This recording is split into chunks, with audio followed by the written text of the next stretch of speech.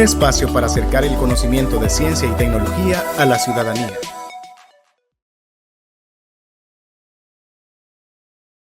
¿Qué tal? ¿Cómo están, amigos? Sean bienvenidos a su espacio Ciencia en Acción. Yo soy Wilber Monterrosa en este podcast donde abordamos temas de ciencia y tecnología desde el CONACYT de El Salvador. Ahora hablaremos acerca del cambio climático. A continuación, veamos y conozcamos a nuestro invitado. Óscar Gómez es ingeniero eléctrico de la Universidad Albert Einstein. Posee una maestría en gestión de energías renovables y es auditor de eficiencia energética. Además, es CEO, fundador de la TAM Sostenible. Muchísimas gracias, ingeniero, por estar con nosotros en este espacio de Ciencia en Acción para abordar el tema de cambio climático, un tema muy importante que estamos escuchando en diferentes medios de comunicación, así que gracias por hacer espacio en su agenda. Wilber, gracias y un placer a todo CONACYT por esta invitación. Muy bien, hablemos acerca del cambio climático. Repetimos, es un tema que estamos escuchando recurrentemente en las noticias, en las redes sociales, pero ¿qué es el cambio climático? Bueno, el cambio climático es un tema que viene hace 30, 40, 50 años platicándose. Es un tema de conciencia. Los primeros indicios de pláticas de cambio climático, calentamiento global, y aproximadamente en 1998, 95, se reunieron en Brasil, aproximadamente por esas fechas, y existió un primer protocolo, se llama Protocolo de Kioto, donde todos los científicos y países dijeron, ok, levantemos la mano, hay calentamiento global. La Tierra se está calentando, necesitamos hacer acción. ¿Y qué significa calentamiento global? Quiere decir que desde la superficie del mar a la atmósfera hay una temperatura promedio donde la flora y fauna de nuestro planeta funciona muy bien. Pero por las diversas actividades humanas e industriales que hemos tenido desde la revolución industrial, del carbón y todo eso, desde Inglaterra para acá, y nuestra actividad económica como ser humano, esa temperatura entre el nivel del mar y la atmósfera va aumentando. Y ese aumento es a través de gases de efecto invernadero, como el metano, ¿verdad? Y otro tipo de gases con nombres meros raros ahí, y el CO2, el dióxido de carbono en especial, genera un calentamiento. Hay un efecto de calor, hay un efecto, se llama efecto invernadero. Y ese efecto invernadero hace que pues, nuestras temperaturas ahora en El Salvador sean mucho más fuertes y altas. Y ese efecto de temperatura también genera efectos en todo el mundo. Por ejemplo, mayor energía y calentamiento del mar. ¿Qué significa eso? Huracanes mucho más fuertes, lluvias mucho más fuertes, o todo lo contrario, sequías más fuertes. Así que de una manera muy folclórica y sencilla, ya sabemos que tenemos estudiantes de plan básico, universidad y ingeniería y todas las materias acá, una manera sencilla y es esa. Muy bien. Es importante conocer este tema de cambio climático porque nos afecta a todos. Nadie puede decir estoy exento de estos impactos ambientales. Todos los países vemos los casquetes polares que están derritiéndose, obviamente eso va a aumentar o está aumentando el nivel del mar. Hay ciudades portuarias que se prevén que van a desaparecer. ¿Por qué debe importarnos el tema de cambio climático?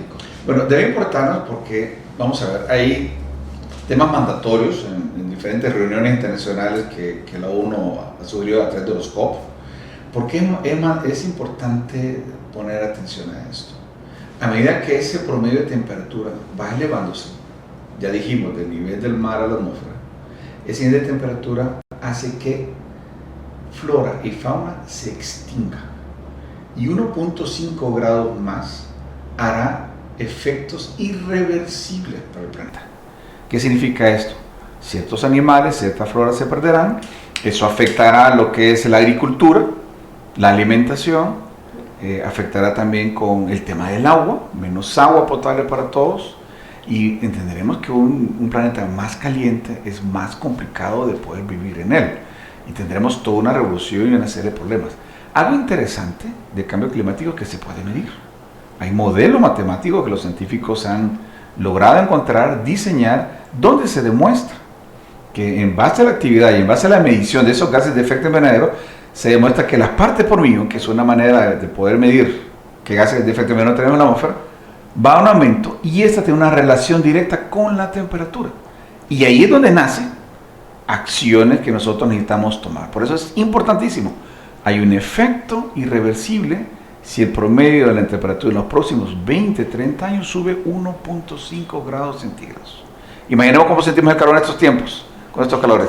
1.5 promedio más, quiere decir que sube 2-3 grados en nuestro ambiente normal. Y eso se volvería la regularidad de la temperatura que tenemos en el año. Aproximadamente. Si ya no soportamos los calores en estos días, imaginemos 1 o 2 grados más de temperatura, tendríamos menos agua, habrían especies de animales que ya no existirían, habrían especies de flora que no existirían, eso impacta directamente en la agricultura, impacta en la alimentación, impacta en el transporte, impacta en la salud pública si tenemos más dióxido de carbono en nuestro ambiente natural. Hay muchos efectos que empezamos a tener. Todo esto en base a la actividad que nuestro ser humano tiene y al uso de determinado tipo de combustible que se llama combustibles fósiles que estamos utilizando. Aquí es donde viene, ok, si existe cambio climático, si existe una temperatura en camino, ¿qué tenemos que hacer como humanidad? Y en efecto, todas estas reuniones COP que se han tenido, se tiene dos actividades, lo que se llama mitigación y lo que se llama adaptación. En la parte de adaptación tenemos que sabernos manejar con este nivel de temperatura, pero hay una parte de actividad que es mitigación. Y de la mitigación nacen las famosas energías renovables por un lado y la gestión energética por otro. Muy bien. Antes de entrar en el tema de energías renovables y la gestión energética que acabas de mencionar, me gustaría que hablemos de los impactos que mencionaste y enlistaste muy bien hace un momento. Comencemos por el impacto en la flora, en la parte de las plantas, los árboles. ¿Cuál es este impacto de cambio climático? ¿Cómo está afectando ya a nuestro planeta en este apartado puntualmente? No vayamos tan lejos. Vamos a ver, hablemos de nuestro querido El Salvador. El Salvador años atrás era uno de los exportadores más importantes en café. El café tiene que crecer a una determinada altura, con una determinada temperatura. Si esa altura la tenemos, pero la temperatura no la tenemos, esa calidad del café no la logramos. Y entonces nos vemos afectados en un tema de exportación de café y ese café ya no tiene la misma calidad. Tiene que existir esta simbiosis para que esto pueda suceder. Es correcto, es correcto. Vamos por otra. Tenemos dos lagunas interesantes acá en El Salvador, Laguna Verde y Laguna Alegría. Y los invito a que vayan a ver la Laguna Alegría y Laguna Verde. El nivel de caudal que tenemos en esa laguna se va reduciendo. Y este es un tema local en El Salvador, ¿verdad? Para que lo podamos entender, cómo el cambio climático nos afecta directamente a nosotros en El Salvador. Laguna Verde, Apaneca, Huachapán y Laguna de Alegría en Usulután, ¿verdad? Excelente, estudió bien estudios sociales, me felicito, Sí. muy bien. Pusimos atención a esa parte. Exactamente, podemos ver por ahí. Otro aspecto importante, vamos a la puntilla, Costa del Sol. Sí. Si recordamos algunos que estamos grandecitos, esa playa antes estaba un poquito más lejos de la costa. Y ahí había una casa famosa, mal construida y todo. Esa altura del mar, o esa costa, está mucho más cerca de nosotros. Quiere decir que el nivel del mar va aumentando. Entonces la costa del mar va, llamémosle comiendo, o inundando más nuestras playas y se van reduciendo. Ese es otro aspecto también del impacto del cambio climático. Los oleajes son más fuertes, las olas penetran mucho más mar adentro y se van perdiendo costa. Ese es otro aspecto que nosotros podemos revisar rápidamente en nuestro entorno. ¿Y cómo esto va afectando también, por ejemplo, el bosque de mangle, tal cual, en las costas, en las montañas, por ejemplo, el bosque cafetalero, tal cual, en el caso de nuestro país? ¿Cómo afecta también los cuerpos de agua? Hablemos de los ríos, los lagos, los mantos acuíferos, los pozos, todas estas aguas subterráneas. Pero lo que es la huella hídrica y lo que son los pozos se van secando. Son dos temas. Uno, hay más población con mayor consumo. El ciclo del agua, lo que es la lluvia, en algunos casos es más seca. No logramos entonces que nuestros pozos puedan almacenar agua y tener, porque hay un nivel seco fuerte. Ahora en época de verano es mucho más seco. Pero en época de invierno también tenemos problemas de vulnerabilidad. De los huracanes que van del lado del Atlántico, ya lo que son clase 1, 2 y 3 o 4 y 5 se miran mucho más seguido. Y podemos ver en la televisión el impacto que los huracanes pasan por el Caribe, Estados Unidos, o huracanes que hemos tenido nosotros, por ejemplo el 99 con Mitch, o algunas tormentas que hemos tenido hace unos 3, 4, 5 años, ese impacto de lluvias huracanadas fuertes hace que nuestro país sea vulnerable. Y eso es un efecto claro del cambio climático.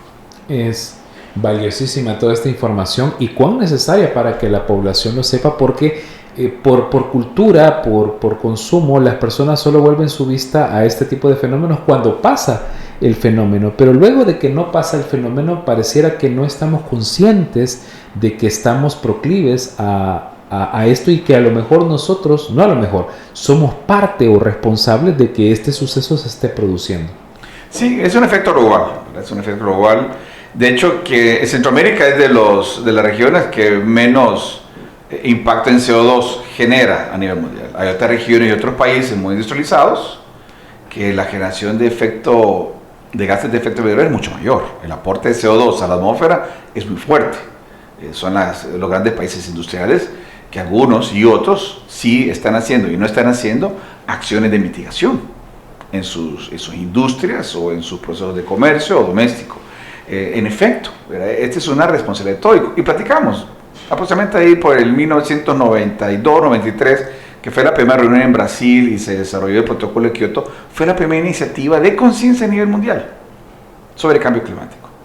Y de ahí, pues, de unos años para acá, las reuniones COP, que las organiza la ONU, donde se tienen reuniones de todos los países representantes y toman acción. Una importante fue la del Acuerdo de París, donde se establecieron mitigaciones y acuerdos propios para que cada país aportara en reducir lo que se llama huella de carbono por país y hacer aportes importantes en esta reducción. ¿Podemos ahondar en ese punto para nuestra audiencia? ¿Qué es la huella de carbono? Y la huella de carbono es la cantidad de emisión en partes por millón por metro cúbico de un determinado gas. En este caso es el dióxido de carbono. Nosotros podemos tener un volumen determinado, por ejemplo una habitación como esta, es un volumen determinado, y nosotros medimos partes por millón de ese gas. Ese gas o esas partes por millón se generan por una actividad productiva o una actividad del hombre. Nosotros como personas, hombres o actividad productiva, generamos tantas partes por millón en un volumen. Entonces, determinadas actividades, por ejemplo el uso de fósiles, genera grandes cantidades de partes por millón en ese volumen. Y eso se mide como una huella, ¿verdad? Una huella de carbono. Es una expresión sencilla, fácil de entenderlo, ¿verdad? Imagina yo hablando de partes por millón, ¿eso qué? Bueno, no, huella de carbono. Ya, de una manera sencilla, decir, bueno, ¿cuánta cantidad de gas tengo en un espacio específico de metros cúbicos? Muy bien. Hablemos ahora también entonces del impacto en la seguridad alimentaria.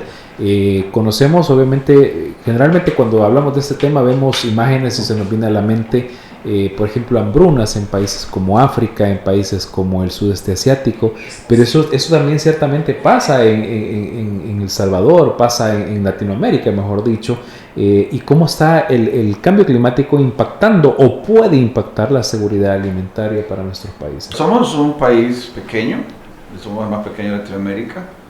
Preguntémonos, voy a responder la pregunta con pregunta y veamos alrededor de nuestra gente rural cuánta gente está sembrando maíz, frijoles, ¿ya? O tomates o verduras. Todo lo estamos importando. El maíz y frijoles estamos importando, las verduras también las estamos importando de nuestro país cercano a Guatemala. Entonces, nuestra siembra, nuestra sabor es reducida por tema cultural, por tema de cambio social, aspecto social que empieza a tener por esos 30, 40 años atrás, pero también temas de agua, también temas de clima, hay aspectos también de apoyo, y podemos revisar rápidamente cómo nos hemos afectado. Ahora, si no hay agua, no hay lluvia, la tierra no se genera, no se hidrata, no podemos sembrar. Entonces, sí, no solamente hay que irnos hasta África y ver los famosos desiertos aquellos, ¿verdad? No, veamos aquí nomás. Lo tenemos cerca, correcto. Y la plática quiero que sea un poco de conciencia alrededor nuestro. Eso es lo que yo quiero con esta plática, que veamos alrededor, no nos vayamos allá tan lejos, es alrededor el impacto que tenemos de cambio climático. Y se ve reflejado en que el Salvador no es capaz de poder solventar su propia seguridad alimentaria.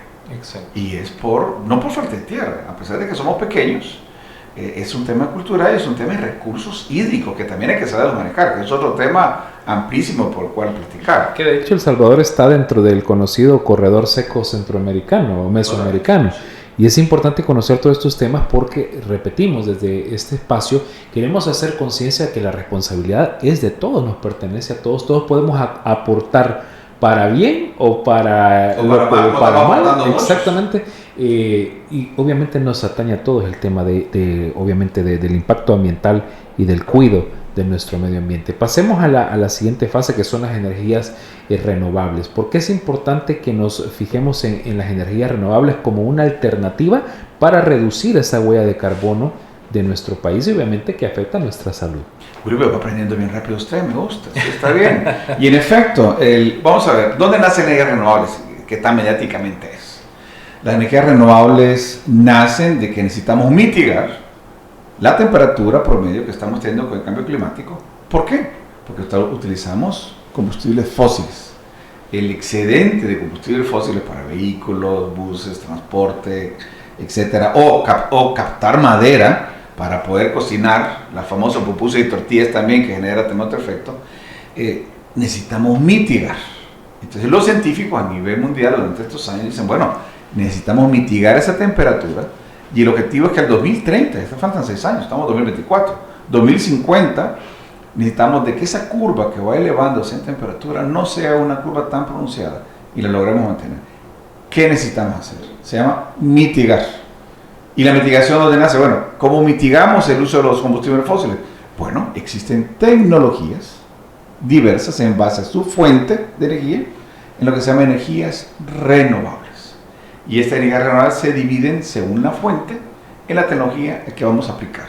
Y que últimamente pues hemos tenido una implementación de diversos tipos de tecnología que están ayudando a poder tener una matriz energética de uso de energía para poder utilizar en nuestros procesos productivos.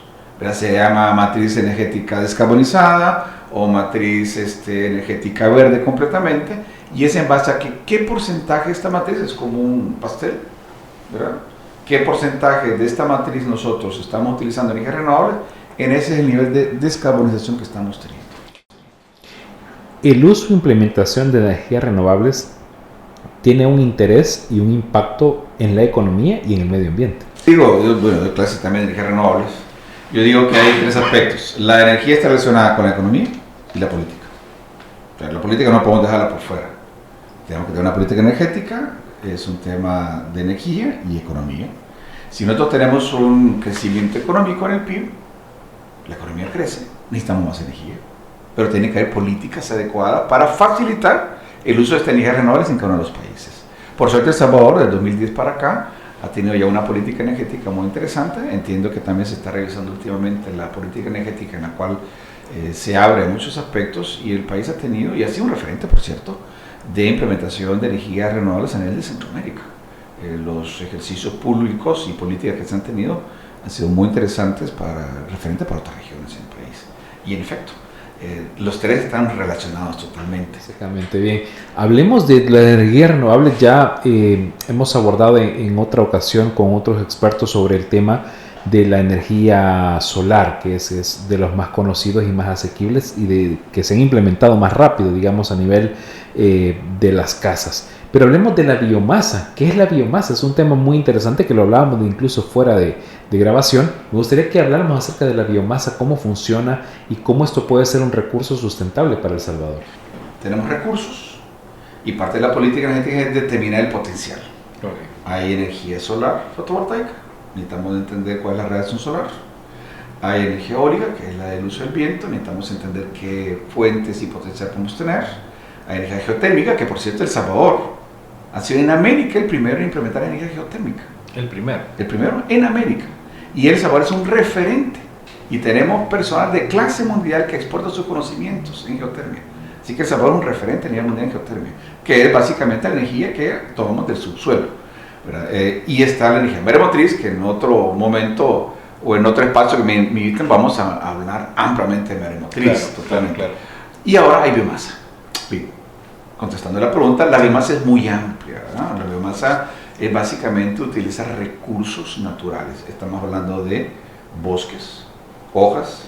Estamos hablando de, bueno, la que más se utiliza en Salvador es el bagazo de la caña de azúcar, donde nosotros tenemos un ingeniero azucarero, entra la caña de azúcar a un proceso, se extrae el jugo de caña de azúcar y ese desecho que sale de los molinos, de la etapa de molienda o molino que se llama un ingenio, ese desecho se llama bagazo.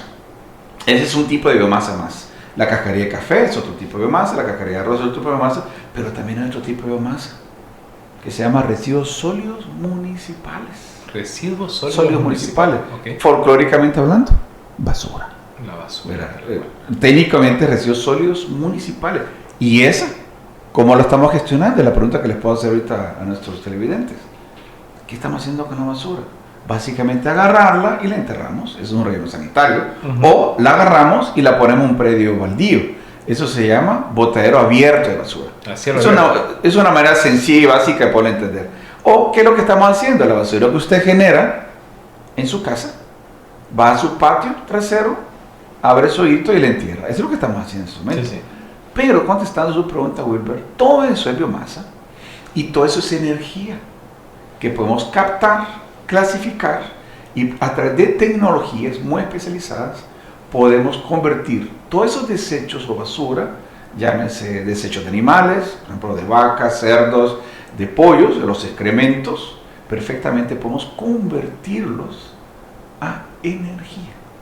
Llámense biogás y el biogás convertirlo a energía eléctrica. Y hay tecnologías que ese proceso productivo de convertir la biomasa, ya hablamos de diferentes tipos de biomasa, convertirla a biogás, podemos obtener fertilizante. Y ya sabemos cómo está de caro el fertilizante de por hoy. Y eso impacta notablemente para que ese fertilizante o digestato que se obtiene esta tecnología, podemos utilizarlo en nuestros cultivos y agricultura. ¿Ven interesante? En vez de desechar el bagazo, que no se desecha aquí en Sabor, o la basura, o el excremento, que hacen la finca, que hacen las grandes fincas, tienen 300, 500 cabezas de ganado, las ordeñan, y entenderán que las vaquitas pues también tienen que hacer sus necesidades, eso se llama ese o excremento, y lo que hace nuestra ganadería es agarrar ese excremento, que son toneladas diarias, se van un par de kilómetros para allá, abren un hoyo y le entierran. Cuando ese excremento podemos convertirlo en energía. Esa es la energía en biomasa. Wow, interesante. Y hay que ejecutarlo en el país. Ya hay algunas iniciativas, el país ya tiene algunas iniciativas pequeñas, han ido avanzando, pero hay muchísimo más que hacer todavía en Sabor. Y hay gente y organizaciones locales que pueden y tienen la capacidad para presentar proyectos de país o proyectos privados y obtener este tipo de biomasa y convertirla en energía.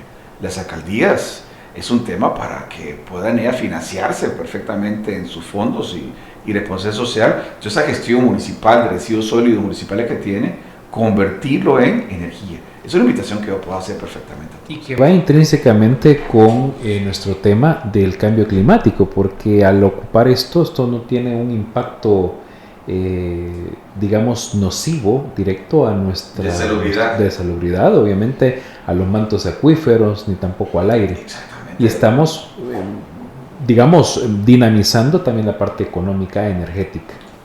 Vivimos otra vez energía, economía y política. Que están intrínsecamente relacionados. Y hablemos un poquito, digamos, si hay un alcalde de un distrito, dice, bueno, mi política energética para mi municipio o distrito es, yo quiero que mi residuo sólido municipal la convirtamos en energía. Ahí comienza la política. Dice, bueno, investigaré entonces quién tiene capacidad de un socio público o privado o una economía mixta de un inversionista, tener una tecnología, yo manejo 100, 200, 300, 1000 toneladas al día, investigo como alcalde y dice, bueno, yo tengo un tecnólogo, un inversionista, los uno y quiero hacer una economía mixta. Y entonces 1500, 600 toneladas que yo estoy manejando de residuos sólidos municipales, utilizo una tecnología específica, una inversión y genero energía. Y esa energía eléctrica la puedo vender a través de lo que se llama un acuerdo de venta de energía.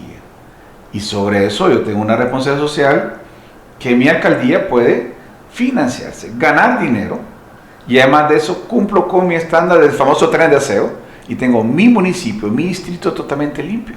Wow. O sea, ese tipo de conceptos de creatividad es lo bonito de la energía renovable, que podemos convertir en una economía dinámica en nuestro país. Muy bien, hablemos del tema de educación ya en este tramo final de nuestra entrevista. ¿Qué falta implementar en nuestra Latinoamérica en cuanto a la ecoeducación, obviamente en el contexto de los impactos que estamos viendo ya de cambio climático? Bueno, nuestras generaciones jóvenes son mucho más conscientes que las generaciones un poquito mayorcitas. Bueno, yo soy un vintage, yo me considero un vintage, así que... juventud reciclada, sí, y de la buena, ¿verdad? Ando por mis 50, porque no sé cuántos tantos años. Las generaciones arribitas, 60, 70 años, no hay un nivel de conciencia. La generación ahora de los 30, los 20, sí hay un nivel de conciencia, porque mediáticamente esto ha funcionado muy bien. Dentro de los programas formativos en los colegios y universidades ya se habla mucho del tema del cambio climático, eso ha ayudado muchísimo. Los chicos nuestros son más conscientes de poder utilizar los residuos y clasificarlos por un lado, de que el aire acondicionado no se utilice mucho, por ejemplo, ¿verdad?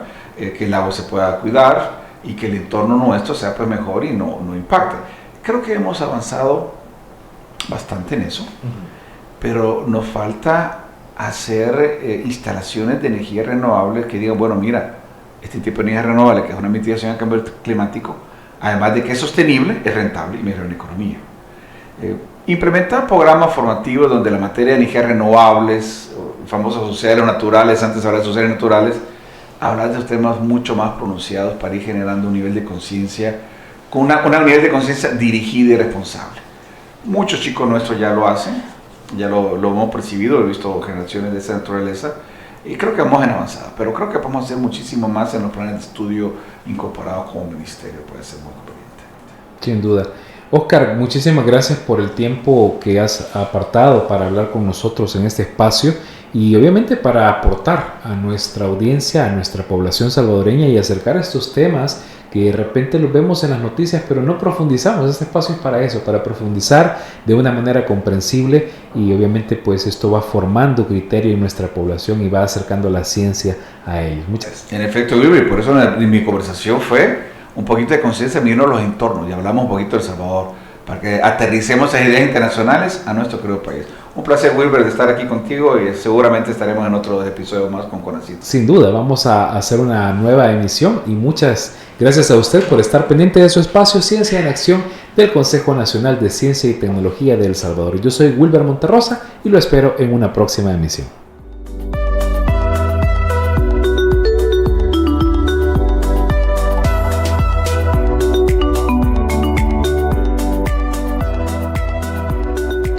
Un espacio para acercar el conocimiento de ciencia y tecnología a la ciudadanía.